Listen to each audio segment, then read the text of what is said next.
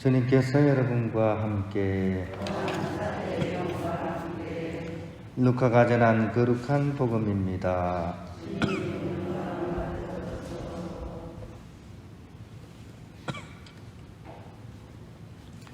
그때 예수님께서는 백성에게 들려주시던 말씀들을 모두 마치신 다음 카파르나움에 들어가셨다. 마침 어떤 백인 대장의 노예가 병들어 죽게 되었는데 그는 주인에게 소중한 사람이었다.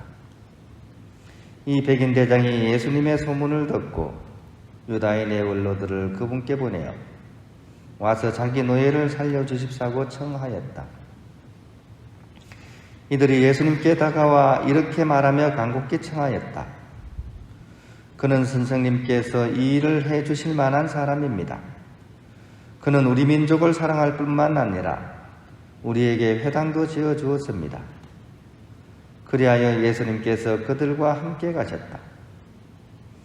그런데 백인 대장의 집에서 그리 멀지 않은 곳에 이르셨을 때 백인 대장이 친구들을 보내어 예수님께 아뢰었다.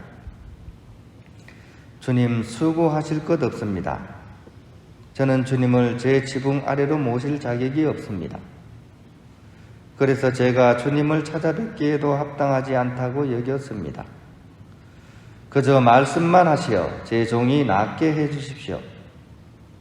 사실 저는 상관 밑에 매인 사람입니다만 제 밑으로도 군사들이 있어서 이 사람에게 가라 하면 가고 저 사람에게 오라 하면 옵니다. 또 제 노예들어 이것을 하라 하면 합니다.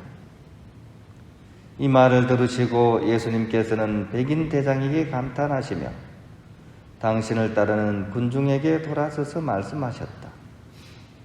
내가 너희에게 말한다. 나는 이스라엘에서 이런 믿음을 본 일이 없다. 심부름 왔던 이들이 집에 돌아가 보니 노예는 이미 건강한 몸이 되어 있었다. 주님의 말씀입니다.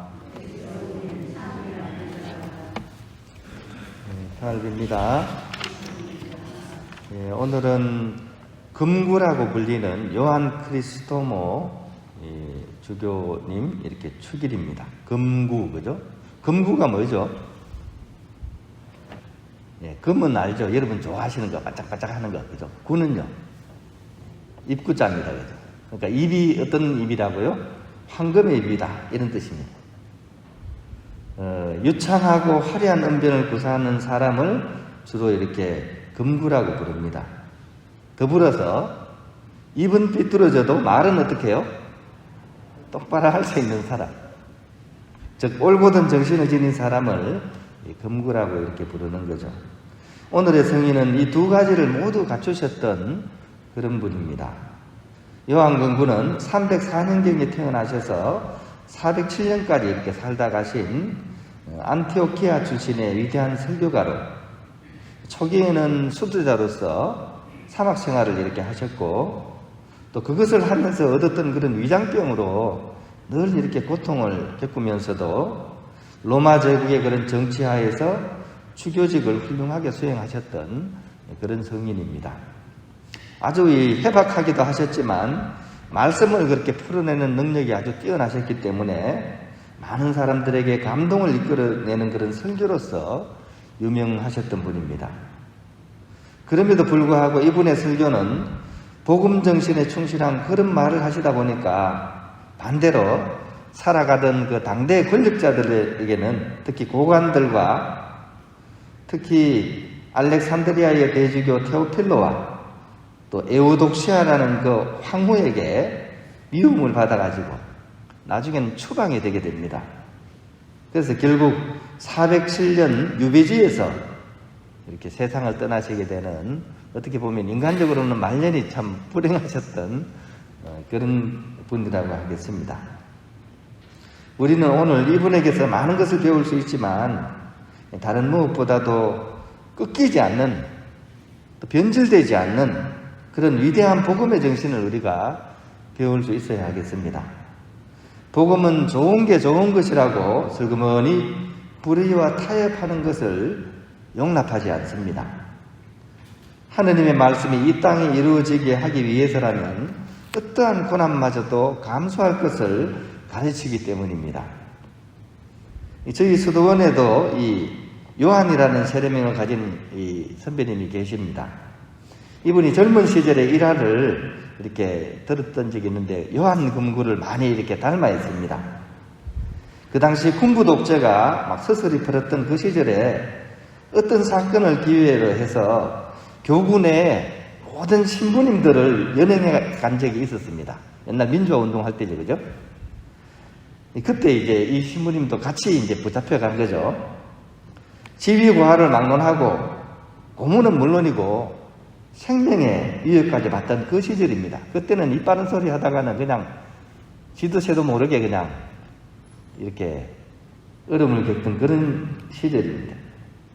대다수의 신부님들이 너무나 순한 양이 되어서 이리저리 눈치만 보고 있는데 우리 이 형제님은 막 목에 팻대를 세우면서 취조실에서 큰 소리를 질렀다 그래요. 그걸 왜 나한테 물어? 결국 다른 신부님들은 다 붙잡혀 계시고 이분만 풀려나와가지고 차에 실려가지고 수도원으로 이렇게 돌아왔다고 합니다. 이 사람이 진짜 신부다 이런 얘기를 들으면서 복음정신 때문에 모두가 예스라고 할 때 당당히 노우라고 할 수 있는 사람, 또 모두가 노우라고 할 때 꿋꿋이 예스라고 할 수 있는 사람, 이런 사람만이 참된 그런 금구라고 하겠습니다. 또한 반대로 그죠? 말을 해야 될 땐 해야 되지만 또 반대는 뭡니까? 말을 안 해야 될 때 안 할 수 있는 사람, 그 사람이 또한 금구의 정신을 지니고 있는 사람이죠. 어저께 우리 화장실 공사가 대장정에 마무리를 했습니다. 정말 깔끔하게 잘 지어졌습니다. 저는 좀 걱정이 돼요. 우리 자매님들이 이불을 갖고 와서 거기서 무슨 취식을 하시지 않을까? 깔끔하게 잘 됐습니다. 근데 마지막에 약간 삑사리가 났어요. 조명이 이렇게 일자로 쫙 뻗어야 되는데 우리 배선 문제 때문에 이렇게 하다가 아무리 맞춘다고 맞췄는데 이게 쪽벌어 안 되고 약간 이렇게 좀 뭐라 그럴까요? 끄트머리가 살짝 이렇게 돌아가는 약간 그런 모양새가 됐어요. 이제 그 문제를 두고 조금 어려움이 있었습니다. 의견이 이제 달랐던 거죠. 왜 이거를 똑바로 못하고 이렇게 됐냐, 이렇게 하게 했냐, 막 이렇게 해서 이제 막 이렇게 의견이 좀 안 맞아가지고 마무리가 이렇게 진짜 마무리죠, 그죠? 진짜 마무리는 사람의 마음의 마무리 아니겠습니까? 거기서 약간 좀 틀어져 있는 상황입니다. 이럴 때는 어떻게 해야 되죠? 내가 옳음을 막 주장하는 게 그게 금구의 행동일까요? 이럴 때는 말을 안 하는 것이 진짜 금구죠, 그죠? 이럴 때는 얼굴에 그냥 미소를 지으면서 그죠? 빙긋이 웃어주는 거, 말을 하지 말아야 될 때 안 하는 거, 이게 진짜 금구의 정신이라는 거죠, 그죠?